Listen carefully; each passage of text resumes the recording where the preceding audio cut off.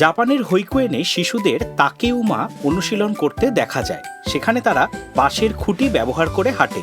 ছোট শিশুরা কম উচ্চতার খুঁটিতে অনুশীলন শুরু করে, যাতে তাদের পা রাখার স্থান জমির কাছাকাছি থাকে। ধীরে ধীরে তাদের ভারসাম্য ভালো হলে পা রাখার স্থানটি উঁচু করা হয় এবং বড় শিশুরা অনেক বেশি উঁচু খুঁটিতে হাঁটে।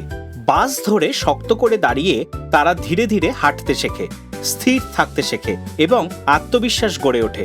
তাকেউমা তাদের পায়ের পেশি শক্ত করে, সমন্বয় উন্নত করে এবং শক্ত ভারসাম্য গড়ে তোলে। শিশুরা টাল খেয়ে পড়ে, আবার চেষ্টা করতে করতে ধীরে ধীরে কৌশলটা আরও আয়ত্ত করে। এটি ধৈর্য, মনোযোগ এবং সাহসও শেখায়। খেলাধুলার মধ্যে দিয়ে মূল্যবান শিক্ষা। 5 বা 6 বছর বয়সে শিশুরা সঙ্গীতের সঙ্গে গ্রুপ তাকেউমা করতেও পারে, যা দেখতে খুব আনন্দদায়ক।